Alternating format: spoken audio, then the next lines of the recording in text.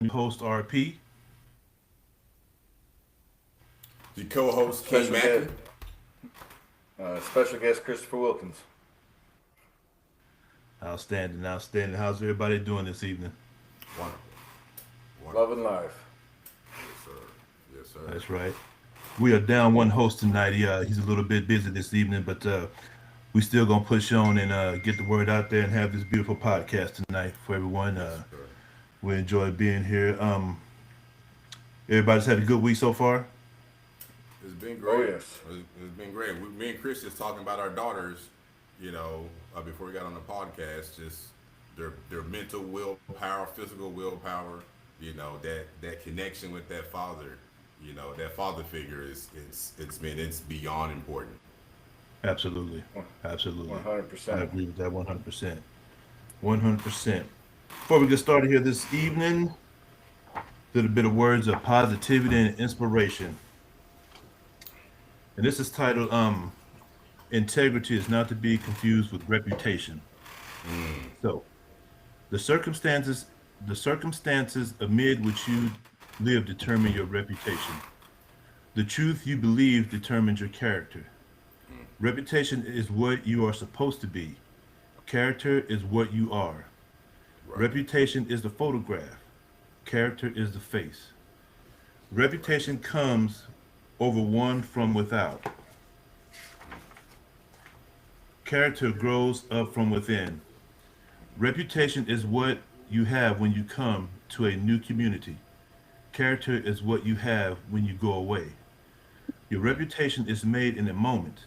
Your character is built in a lifetime. Your reputation is learned in an hour. Your character does not come to light for a year. Reputation grows like a mushroom. Character lasts like an eternity. Reputation makes you rich or makes you poor.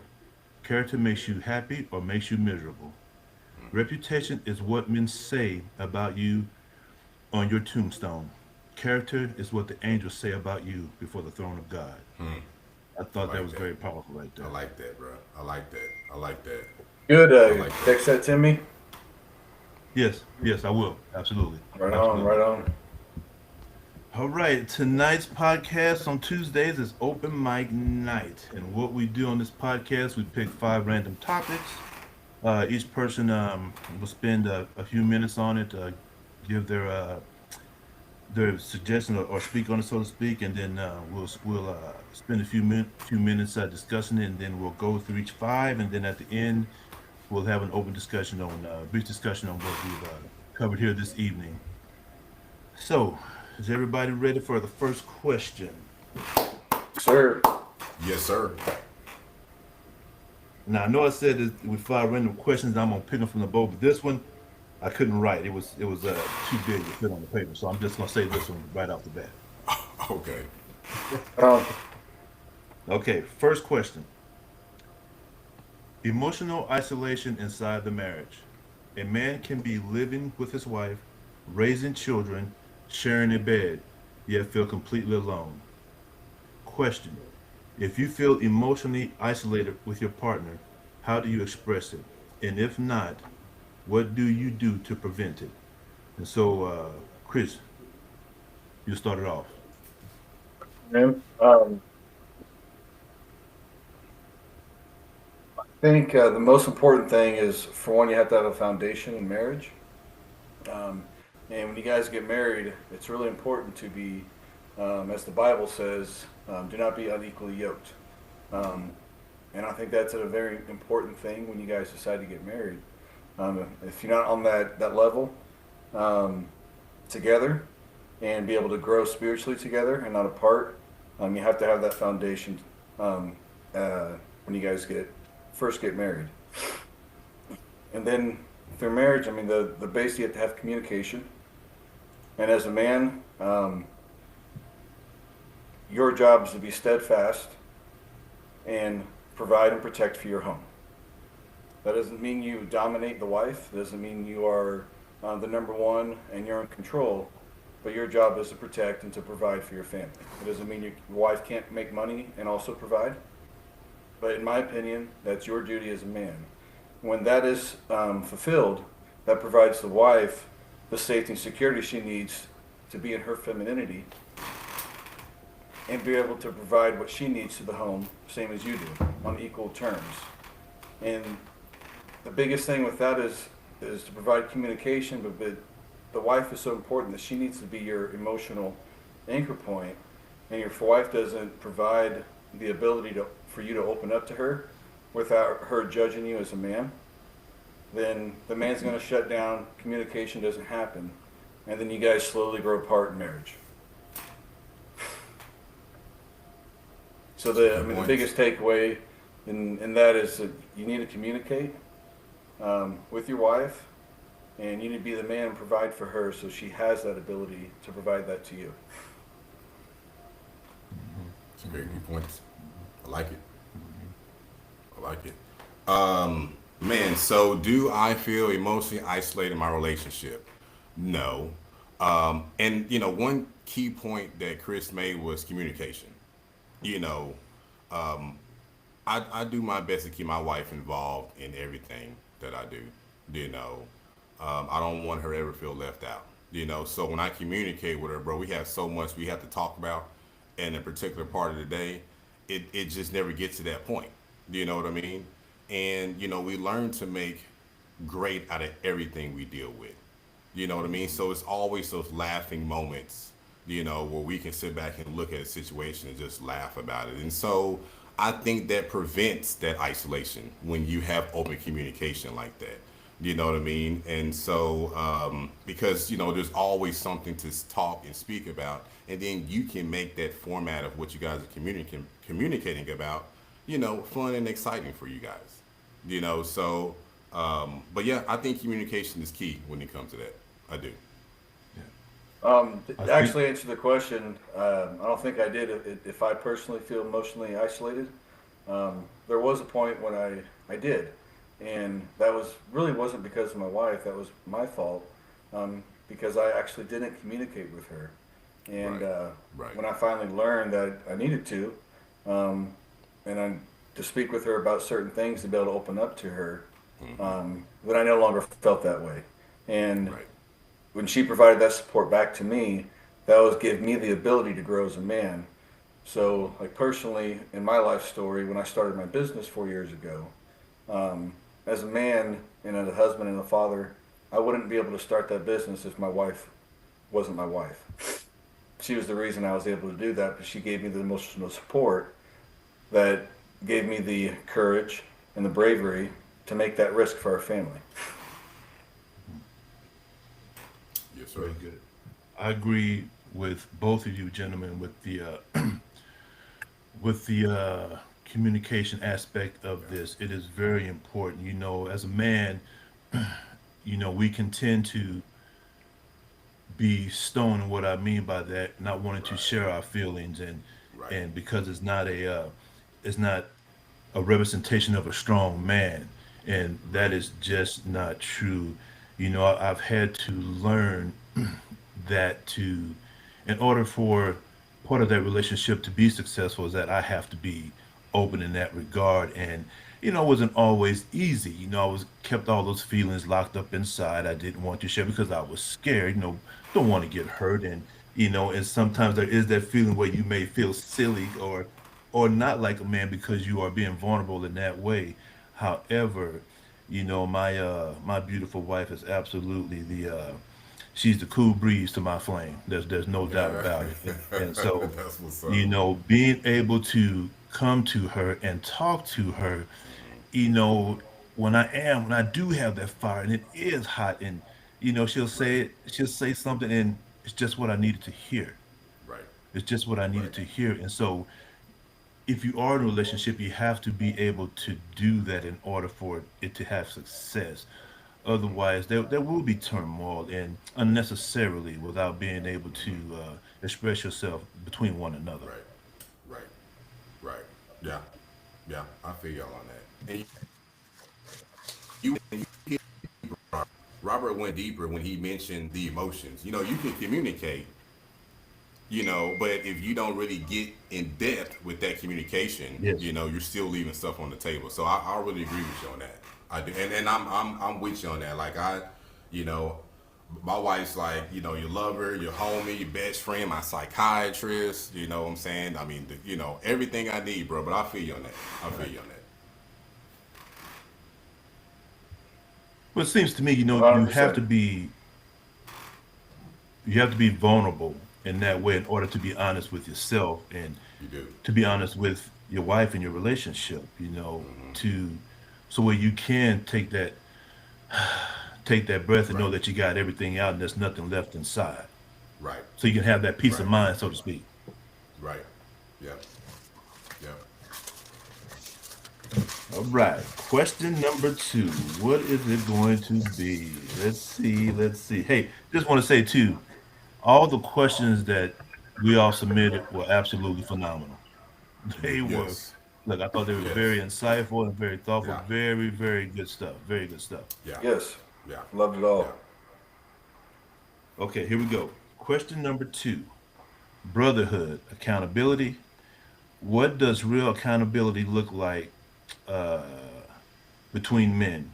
So the angles: correction versus disrespect, brotherhood without competition, calling each other higher, not out. And so the action is each man asks for accountability in one area. Haru. Man, you know, that's a good one, bro. That's a Yes. good one. Um, and I really believe it's based upon still every man. You cannot come to a brother the same way I might go to another brother. I really need to kind of understand that brother and who he is, and and you have to be honest. That's key. I have to be honest. And I in my past and even now, some people say that I'm a little rough when I speak. But it's being honest. And it's my honesty of seeing what you're offering me. You know what I mean? And so, Right. but when it comes to that, yeah, I have to be honest. And if it's something where, let me give you this. Let me give you this. I heard a story about a pastor, right? And he went to a bookstore and he was reading a book, and he's a Christian pastor, right? And so somebody started talking about Egyptian stuff. But anyway, so he blasphemed the guy who brought a new concept to him. He said he blasphemed him for 3 years until he actually started reading into the book himself and learning things. So I guess my whole point to that is that I have to be open and honest and do what I feel led to do. Do you know what I mean? Or speak and say. And if that person takes it wrong at that time, that just means they weren't ready for it. And then there is some growth that needs to come with that. Like the Bible says, where you plant that seed, and it can be on rocky, it can be on good soil, it can be on bad soil. So it's going to be how that person perceives that. And I have to give it to them the way that it was given to me. Okay. And so, Robert, would you mind repeating that question for me one more time, man? yes. Okay. So it's brotherhood and accountability. What does real accountability look like between men? And so the angles are correction versus disrespect, brotherhood without competition, calling each other out, calling each other higher, not out. And the action is each man asks for accountability in one area.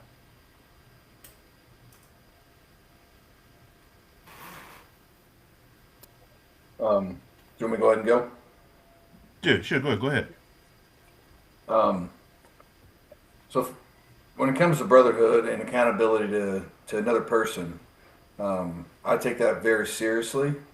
Me personally, in my life, I've been, stabbed in the back quite a few, many times, and that has it has created a problem of trust before, and I'm since then I've um, conquered that, and I no longer have that fear of trusting people, but I still take it seriously and cautiously when I decide to bring another man into my life. Because if I do that, and we are going to be accountable to each other, um, then he is going to be affecting my family at some point in my life, and there's going to be some time taken away from my family as well. And my job as a man is to protect my family first before I stretch my arms out and reach for another brother. Um, and but I think it's very important that you do have a brother that you can be accountable to. I just think you need to have this discernment and be able to judge that person appropriately before you decide that bring that brother into your circle. I do believe in having one, and I do believe that circle needs to be small. But 100%, when it comes to accountability, if that brother is my true brother, I want him to let me know when I'm doing wrong, regardless of what it is. That doesn't mean that he comes to me in a negative way or an antagonistic way, but he comes to me as a brother that loves me and sets me straight. As a man needs to talk to another man. Sometimes we do need that. And that's why it's very important that that man can be trusted when you open up to him and you guys both share accountability back and forth. Right. Right. You know, this is what we're doing right here. To me, this is what brotherhood looks like. You know, there's absolutely a mutual level of respect that we have for one another. It's okay that we can, you know, call each other out, if you will, without the other taking it the wrong way and understanding that it's from a place of love and it's just for the betterment of yourself and not anything other than that. You know, there have, you know, I believe, well, sometimes that people do tend to take those things the wrong way. You know, instead of seeing the love that is applied to that, you know, they take it the other way. It's like you are calling them out, or they're maybe it's coming from a place of competition, and it's just not that way. And Chris, you know, you said it too about keeping your circle small. I am of the same mindset as well. You know, on all of us to protect our inner peace, whatever that may be. You protect your sanctuary. So you do vet people who want to come into your life because it is important. Your inner peace is important, and it's okay to let people in as long as they are good and wholesome people. And so accountability. You know, the thing with accountability, for me, I hold myself to a good high standard. I hold myself accountable. So I expect the same for whoever I deal with on whatever level that may be. Now, that may seem harsh, however, that goes back to protecting my inner peace. Because if you are on something else than what I believe in, and it's probably not gonna work for the best. It's probably not gonna work for the best, you know. But here, right here, you know, with the start of this what we got going on right here, this is certainly accountability. No one is above anyone here. We all have the right and the opportunity, and we should hold each other to the fire. Period. Iron Yeah. sharpens So, iron. yeah. So let me ask you a question with that, because I know we got a little bit of time on this one, right? Yes. So just say that we're all hanging out, and there's a brother that we know that's hanging out with us. We know this brother's been married 15 years. Okay, we're at a bar just having a conversation, and then eating some wings and drinking, whatever the case may be, and he starts to flirt with other women in the bar. So I'll start with Robert. How would you come to that brother?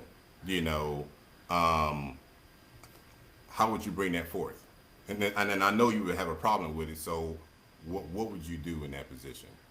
You know, so that conversation certainly, you know, would be one that would have to be addressed, you know, outside of that, you know, to find out, to get deep and to understand what if that person is willing to talk to me, you know, to talk to me about your home life or what's going on in there, what is making you want to do that, because I know your family, I know your children, Right. you know. So Right. what are we doing here? How are we supposed to go forward, you know, Right. into if we're around one another? That's going to be a very difficult situation. So as we just talked about, you know, I'm going to apply the pressure to that to make them to try to draw out what's really going on inside of them, what's making them search in other areas outside of his marriage, that you feel you need to do that versus going home to your wife and talking to her about the problem and putting everything on the table and coming to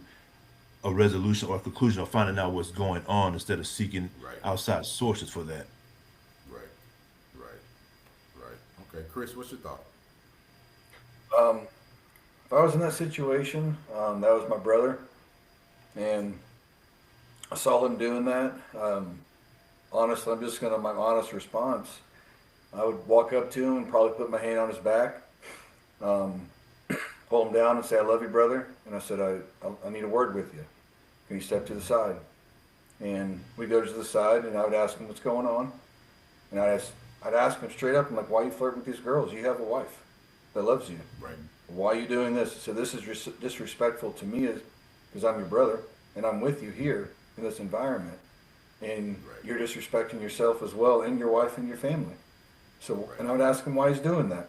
He'd, I mean, I would just call him out because my personality is I'm a bold person. If you're my brother, you'd know that. Um, Right. and hopefully he would have a good response. And if he told me he wanted to stay and continue, I would say I love him, and then I would say I'd have to relieve myself of this situation, and I would walk out, Right. and I would go home. Right. Yeah. I Yeah. mean, he has to make his own choice. He's a man. Right. That's right. Right. Right.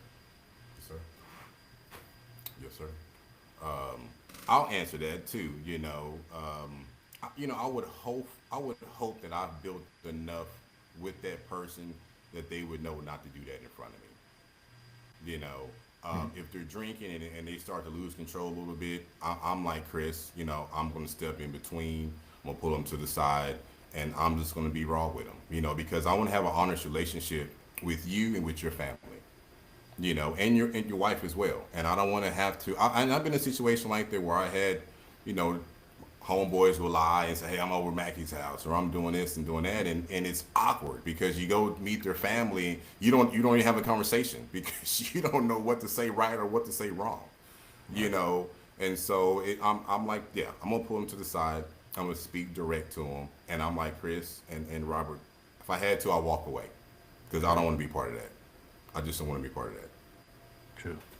Well, I'll add to that too. So, you know, if it's not the answer that is good, I'm probably gonna barrel kick his ass through the wall.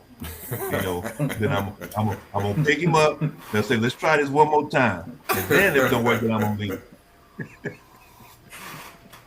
I feel you on that. I feel you on that. That would be a very awkward situation, brother. Right. It would be. Right. Okay, that was really good, really good. Question number 3. Here we go. Here we go. Good one. Do you believe in mental health? If so, what do you do to maintain your mental health and emotional struggles? So I'll start with that one. I do believe in mental health. There's spiritual health, there's psychological health, there's all things and many different facets that make up a human being, and all those things are important. Mental health for me, I keep that sharp by reading and staying positive and, being able to, as we, talked about earlier, as far as relationships, being able to talk with my life, having that outlet to be able to express myself, openly and not to be judged harshly, whatever that opinion may be. Also too, the gym. I speak on this because the gym is absolutely it's like my second home. That gym is where I can go. I can I can fight that war every day, and I enjoy it. I know I'm not going to win that thing because I can only lift so much iron, but I'm going to go in there and I'm going to give it my best damn shot. And when I get done with that, any of that aggression or that extra energy that I have is right there. It's right there. I left it there, then I can go on about the part of my day. I think mental health is important. It's certainly something that should not be neglected for anyone because it is important because it is a part of you. Yeah. Yeah, man, 100%. Mental health is important. And hopefully one day if you come visit us at the lake, you can visit my gym. All right. I like that. I did mention it when he did come down. I mentioned about going to work out at Central Fitness. So, Hey, if you do that, we have to plan a workout 100%. Absolutely. Yeah, yeah, y'all some big boys right there. They look, audience. You can't see them in these chairs, but don't let them fool you when they stand up. When you see them Oh, in person. yeah, Maggie. We're not. You're pretty big too, man. That's Oh right. That's man. right. But mental health, yes, I do believe in mental health. Um, and I'm like, I think it's important to maintain that as well as possible. I just finished watching the Cat Williams series, and he was talking about mental health. He was like, you know what, you need to be beautiful to yourself. And so I look to do that. I get my kids in the mirror every day, and I make them face themselves and say, "You are beautiful. You are wonderful. You are a genius. You are this. You are that." And they just smile at themselves, and then they jump down and they start their day. And I look to do the same thing. So over time, people have told me that I was overconfident. But you have to be. You have to be because there's so many people willing to tear you down. So if you Sure. don't even believe in yourself, and the world don't, then you'll be in a bad position. So and then to add on to Robert, the gym is necessary for me. you know I didn't do the gym for 13 years. I didn't work out. I ran the gym life for 35 years, and I just stopped because I needed to find another outlet for myself when it came to my mental health. And when I learned to start meditating, getting into an area, or when I started learning Tai Chi through meditation, it's now that the chaos can go around me, and I'm happy as can be, and I'm happy as can be. So, but I believe it's very important for us to be beautiful and wonderful to ourselves, Absolutely. no doubt. Yes, sir. Yes, sir. Yeah, mental health is very important, and um, I think to honestly be able to have that, you have to understand who you are That's first. true. That Um, is true. and everyone is slightly different. Everyone outlets are different too. Right. And but I think to be able to take care of yourself as a man and your mental health, you need to know who you are, and to be able to do that, you have to have faith, faith in yourself, right? And if you don't have that, you're not going to be able to build a foundation off anything. You'll have no pillars to stand on. Right. But beyond that, the reason why the gym is so important, because us as men, I mean, I can only speak about mental health as a man, um, that our primary hormone is testosterone. Um, and hormones do matter a lot about mental health. Right. If your That's hormones true. are whacked as a man, um, Hmm. you're not going to be able to succeed in life. It's really Right. important. Right. And our activities and our lifestyle has a huge factor on what determines our testosterone. And as a Right. man, what testosterone does, if you have it, it's a compounding effect like a snowball, right? But then if it drops, it's the compounding effect of the opposite way. And so if Right. our T drops and we get depressed. And the reason why we get Right. depressed is because testosterone, what it does is we need to, us as men have to complete a task. We have to achieve something. It doesn't matter how small or big that thing is. It could just be, oh, mowing the lawn, getting up and going for a 10-minute walk after you eat. It could be a host of things, but you have to do things. And once you start doing things, that compounds into effect. Your testosterone goes up. Then you're out in the sunlight. You're doing things. You need the sunlight to get that vitamin D, Sure. and you need that to produce testosterone. And then that's going to escalate upon itself. And if you're going to the gym, now you're challenging yourself, right? You're Right. challenging you. There's no one else there to challenge you. It's the iron. Iron always weighs the same. It's always going to be the same, consistent when you go to the gym. And if you're achieving and you're going there and you're working out and you're challenging yourself, that's going to stimulate testosterone as well. And then you're also going to feel good, all the endorphins that are being released. And then I mean that's the biggest thing is you need to be able to do something and achieve something, and that's going to be in my opinion, the best thing for a man's mental health. Um, Go ahead, Sure. Robert, man. I agree with that. No, I agree with that. That was all great answers. Hey, I agree with somebody that. put in the chat. Somebody put in the chat and said, "Amen, preach it." So there you go. There you go. Absolutely. All right. And Beautiful, also, beautiful, beautiful. if can I add something else to that? Sure, sure. When it comes to like family life, me personally, my wife stays at home. We're homeschooling our kids, so that's a huge job for my wife. And then I run a business, a gym, and I run the whole. It's a 24/7 gym. I run it by myself. I do have a little bit of help, but I primarily do everything by myself, and that requires a lot of mental focus, a lot of mental energy. I'm constantly being pulled in all different directions, right? From being a maintenance guy to being a janitor, scrubbing toilets, mopping the floors, to life coaching somebody, to sitting down, setting someone up for a program, talking about diet, supplements. I mean, you're all over the place, and then I have to go home and then try to switch gears and deal with that type of atmosphere, right? Right. And I think it's really important. And people may think this is selfish, but I don't think it is selfish because sometimes for mental health, you do have to be selfish. But you have to understand how the perspective of, in order to be selfish as a man, you have to have your life together.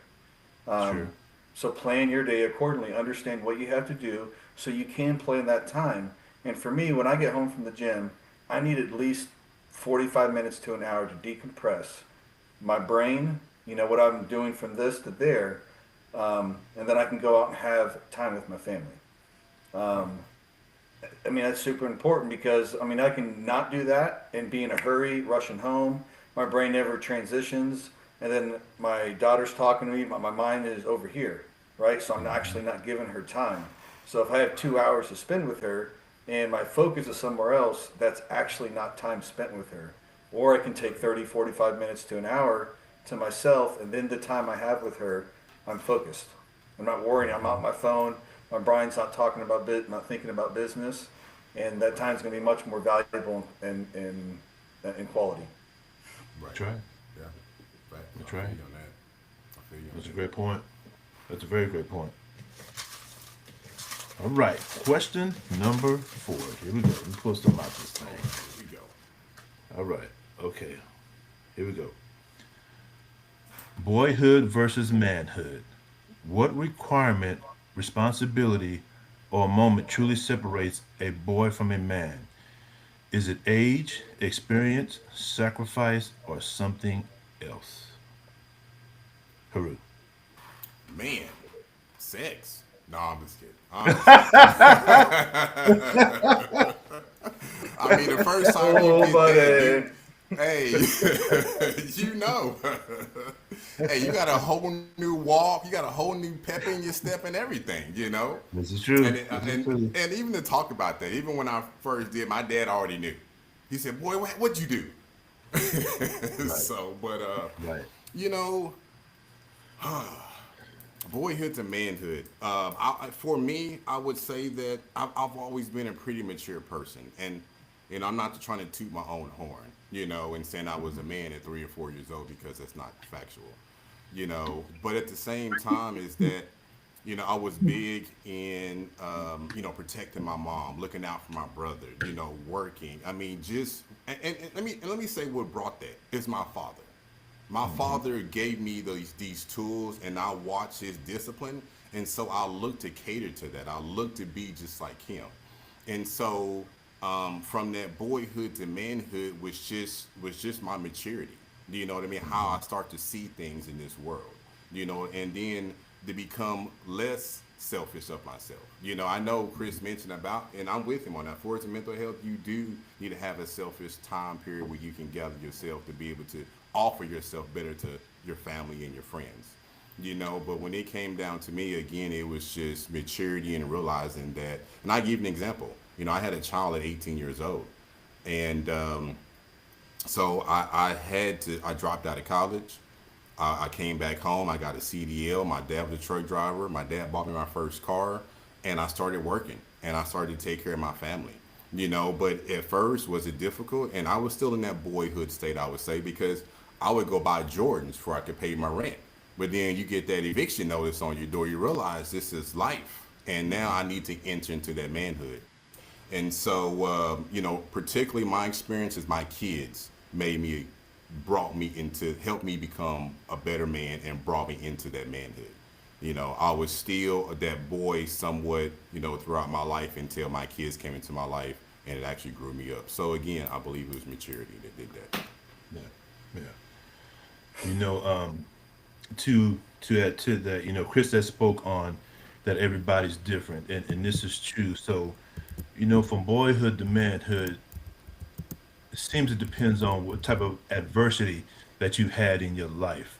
Sometimes that is at a young age, sometimes that's when you're a teenager, and sometimes that's when you're an adult.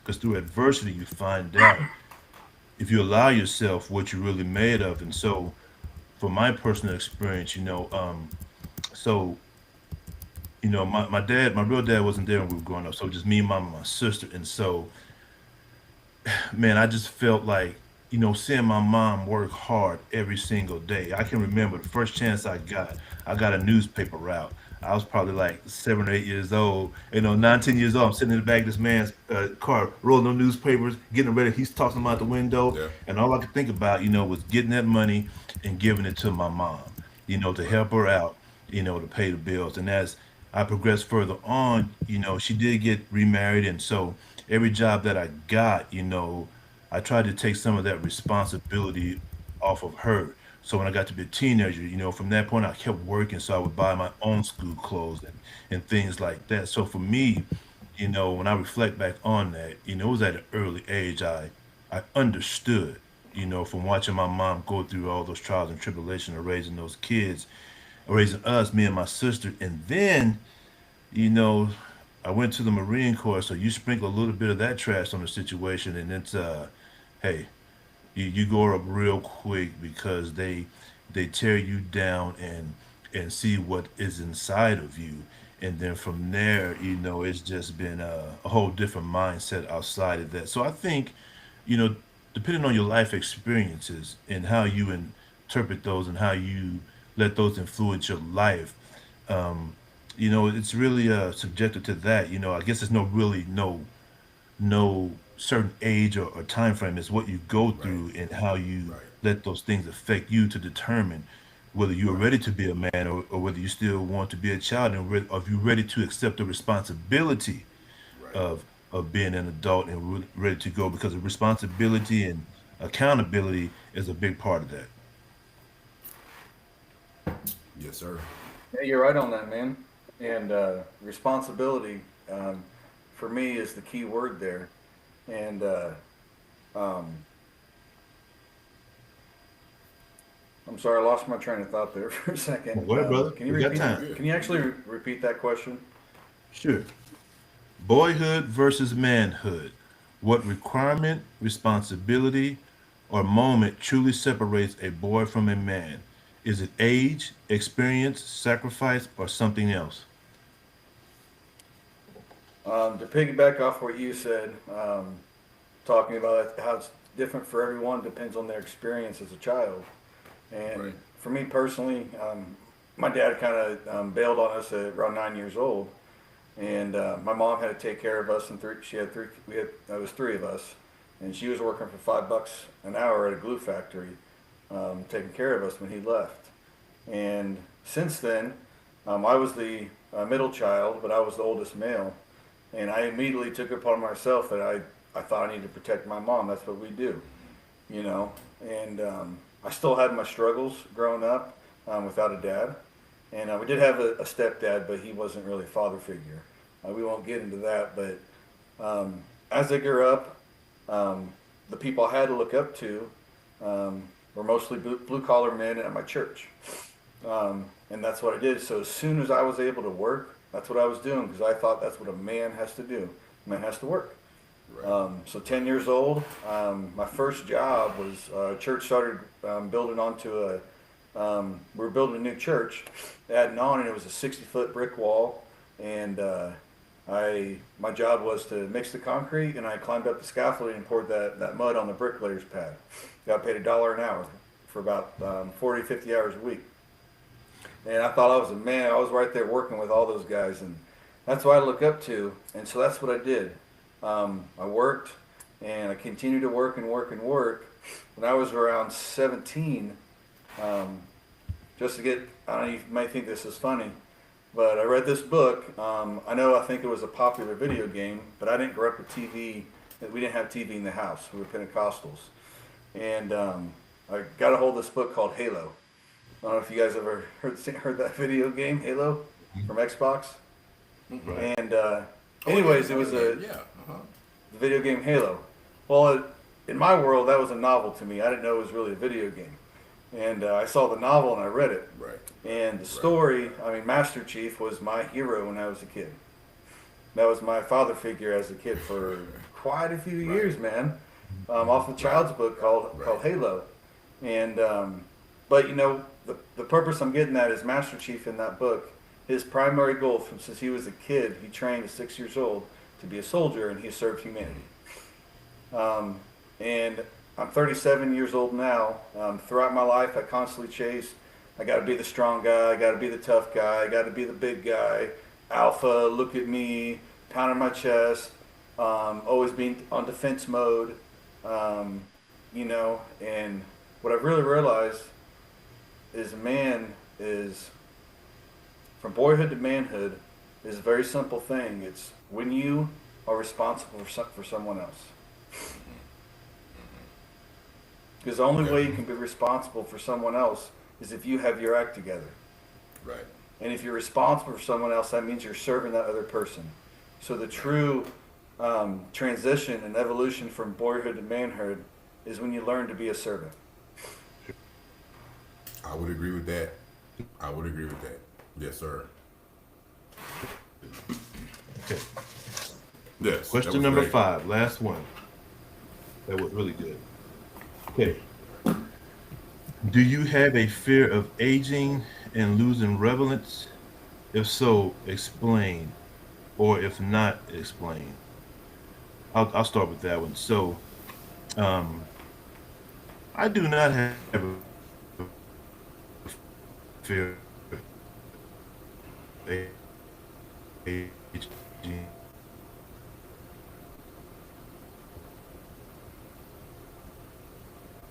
You know, I have a purpose that I found in my life, and so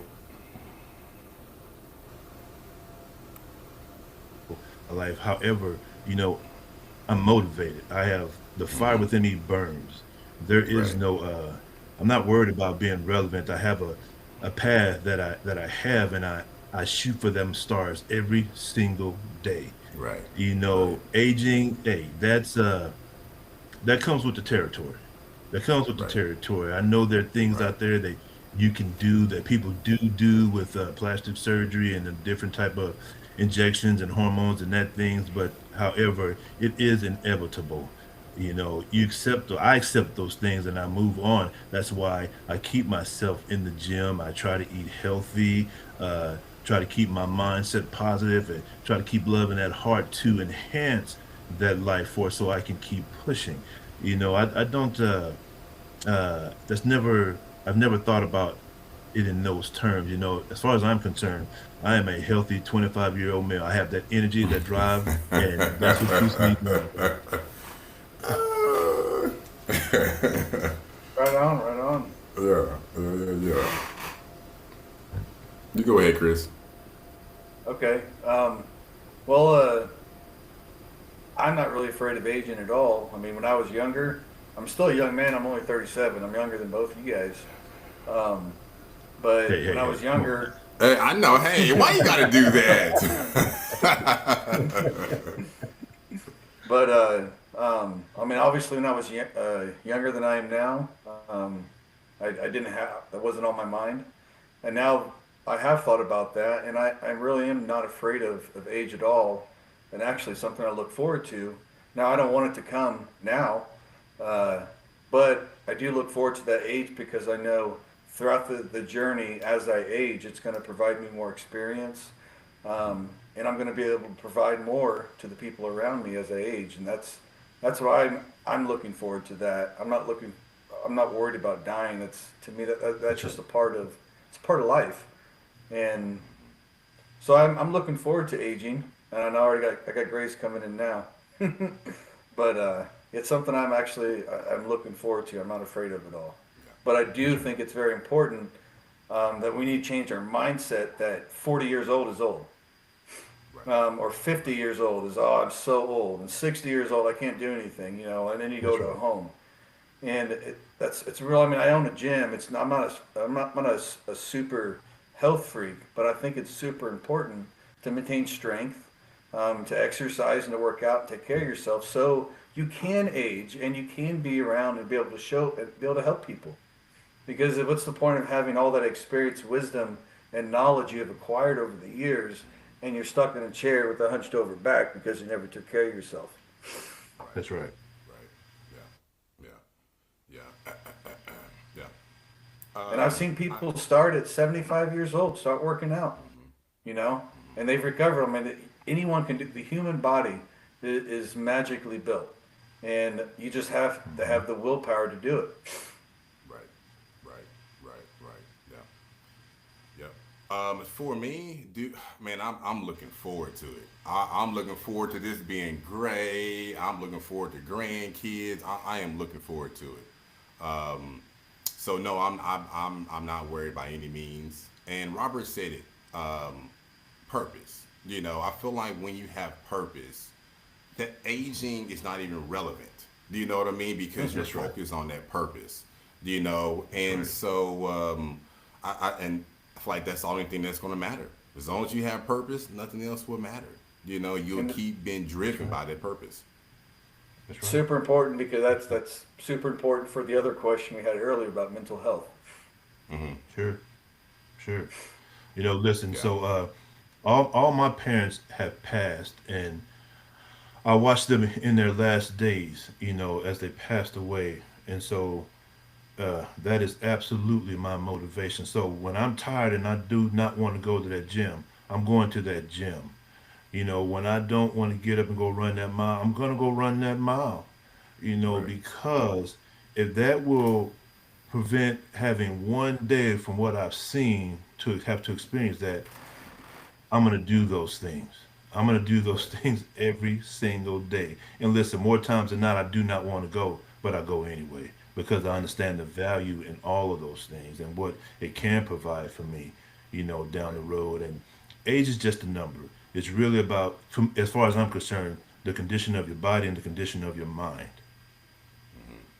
Yeah. Yeah. Yeah. Yep, Yeah, sure and is. I'm a firm believer. I think me and Chris talked about this one day, but I'm a firm believer. Your body is a reflection of the mind. Sure. And I mean, just how Robert put it. I mean, it really is. I mean, to me, it even states your mental status and overall. Do you know what I mean? Because of what you have to put yourself do through. Like we mentioned already, discipline is huge for us. Accountability and responsibility.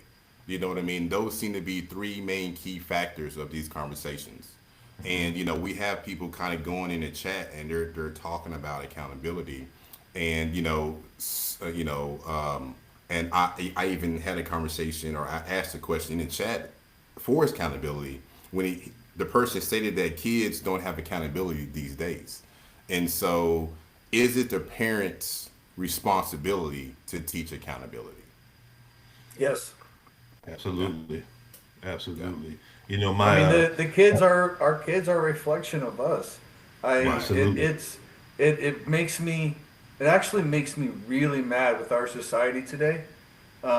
When it comes down to, I hate hearing these old men and women are like, all these kids are so blah blah, they're so lazy, they don't want to do anything, they have no motivation, blah blah blah. Well, who gave them the cell phone at 10 years old? Who gave them the iPad at five right, years old? Okay, right, you're complaining about your kids being lazy. Well, who taught them to do that? Who taught them to feel entitled? That's what iPads do because it gives them instant gratification immediately. And that's why it disrupts their mental health as a Hmm. kid.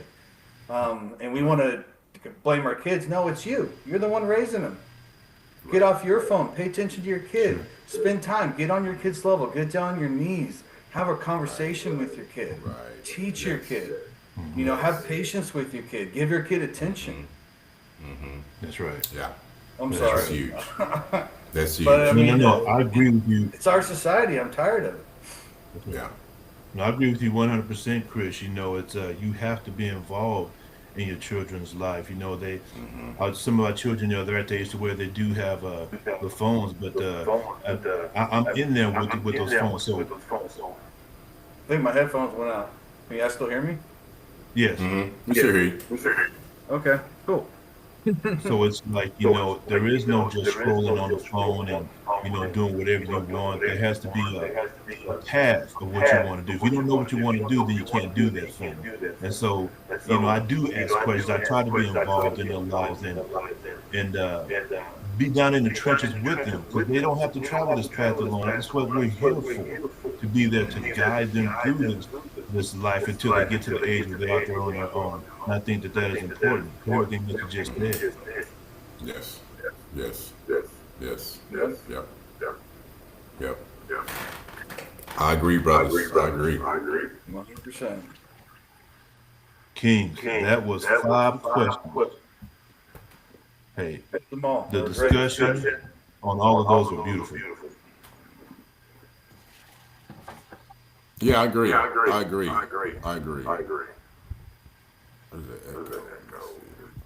Yeah, I hear that too. So with that, do we need to? Is there any more? Anybody like to say anything? Add any more to the questions? Why don't you do a bonus one?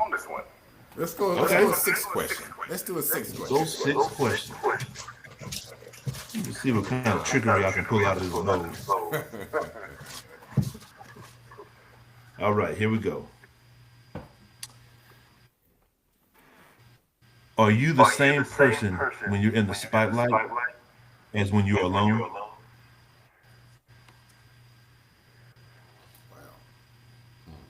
Who wants to go first? I'll go first. That's a great question. I would have to say that I'm not. And let me explain this. I'm hard on myself when I'm by myself, when I'm isolated. And so, I'm just on myself, you know what I'm saying? So when I get in front of people, I guess it's like this. I sharpen my sword, so when I get in front of people, if I need to use it, it's available. And I don't mean that in a violent way. And what I mean by that is just that I shake myself off, I polish my shoes, I get myself ready to stand in the forefront because I am the head of my legacy. You see what I'm saying? And so I put myself in a higher esteem. And I drive that, you know what I mean? So yeah, I am a little different when I am at home or I'm by myself than I am in the forefront. But I think that's okay for me because it allows me to be a better man. It does. Yeah, right on, man. I guess for me, I'm definitely not the same person in the spotlight versus when I'm by myself. I mean, I run a business. I have to speak with many different types of people about all kinds of different things, and my character is the same on a base level. Who I am as a person, that never changes. My core principles and beliefs, no matter who I am around or speaking with, that remains the same. Going back, I think with the opening statement you were talking about, reputation was mentioned many times in your opening quote. And, reputation, that's going to go on many levels because that's going to be different on with every person you interact with. And then when you're also representing different entities, everyone's going to perceive you looking differently no matter what. Especially with our digital world and media, it's people's even with us starting this podcast and you guys putting this out. People can take this videos and they can make little 3-second snippets and totally ruin your reputation. And then if you decide, that can have a snowball effect. If you're a person that gets online, people starts commenting about you, and then you're responding to every person. And then, that can escalate. So, but yes, and then when I come home, I can't give the energy I do at work to my wife. And that wouldn't be fair to her as a man. So I do have to split that up and box those up. I do have a character, but I do have many hats, and many hats mean different identities. Yeah. Okay. And I think if you are a man and you are So achieving for me, things and you are doing things in your life, you are going to have to learn how to wear many hats, especially if you're going to be a husband yes, and a father, a friend, a brother, Right. you know. And there's a great book, and I think everyone should learn to read this. And in fact, I should probably read it again. And it's called um, "You Heard This." You heard this. They said that. Um, and it's a personality book, and I think that's a really good book to read. And it kind of helps you learn how you are as a person, and it splits things up into four different personalities. And then you learn about your color, and then how that color and how to talk to other people. I think that's really important because learning how to communicate better as a human. I don't think there's any downfalls to that. that's right. And that plays a You big know, role in reputation. Because you got to have one person, if you don't know how to speak to that person in a certain way, that person's not going to listen to you. that's right.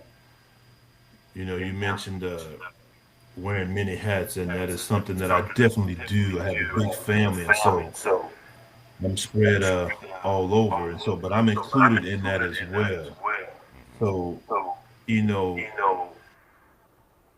there for me there is no choice, and I love this because I have to be myself 100% of the time. There's five different, well, there's six different people Right.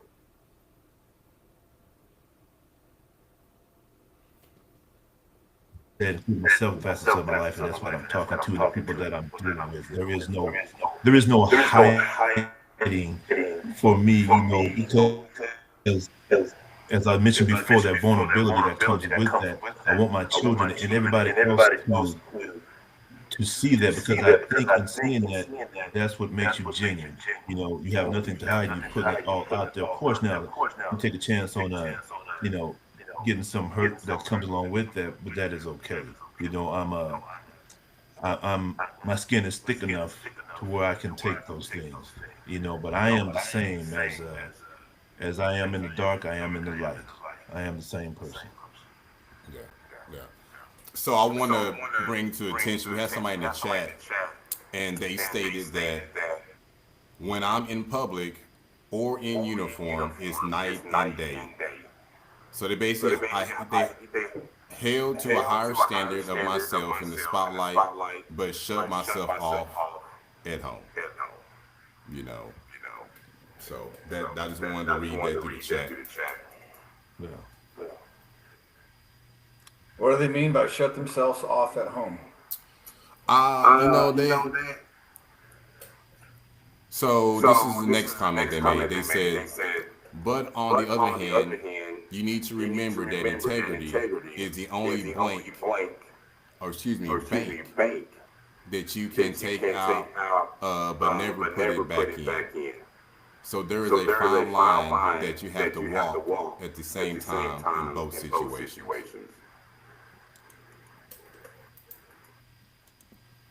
I think it comes down to, if I understand what they're saying right, is character. And if you're, like I said, my character doesn't change, and that includes my integrity as a man, Right. no matter what role I'm playing at the time. That's right. I'm still always have my integrity, and the character never changes. Right. That's right. Right. That's right. Yes. Yep. That's right. That's something you have to develop. What you say, Chris? I said that's something that you have to develop as a man. Absolutely. As I said in the opening quote, it takes a lifetime. It's an everyday deposited into that. To break from that, then you break from your integrity, and why do that to yourself unnecessarily? It's a hard path to walk, but I encourage you. Okay, excuse me. Very good, King. Hey, beautiful, brother. This was beautiful. Yeah. And hey, I just want to say something too. We encourage brothers to come into the chat and ask questions, communicate with us. We're encouraging that. You know, we want to be able to leave our feelings at the door. And we want to be able to encourage, hold, and love brothers as we want to be held and loved the same way. All right, so hey, brothers, I love you guys. I love our audience, and I appreciate you guys. Through this helps make you a better man every day of the week. So I appreciate y'all. All right. Hey, Ruth, you got a spotlight tonight? I got spotlight tonight, brothers. All right, so our spotlight tonight is Charles Richard Drew. He is known as the father of the modern blood bank. So Dr. Charles Drew revolutionized how blood is stored and transported, saving millions of lives worldwide. So what he invented and developed: perfectly large-scale blood plasma preservations, create a system for separating plasma from the whole blood, organized the first large blood banks during World War II, and directed the Blood for Britain program. His research made it possible to store blood longer, ship plasma overseas, and create transfusion systems we still use today. All right. This is kind of the irony of it. Despite building the modern blood bank system, he resigned from the American Red Cross when they adopted policies to segregate blood by race. Something he scientifically opposed because blood has no racial difference. So our spotlight tonight is Charles Richard Drew, the father of the modern blood bank. Thank you. That's awesome. That's awesome, brother. That's awesome. You know, just as Ruth said and spoken before, we encourage the likes, the thoughts, the suggestions, and the questions. Anything you have, we look forward to hearing from you. On Sundays, we have our book club, Brothers of Many Words Book Club. This Sunday we'll be going over the introductions to African civilizations. Same time, 9:15. Please, if you got time, join us. Check us out. Other than that, gentlemen, it's been beautiful. Until Sunday. Love you. All right, love you, brothers.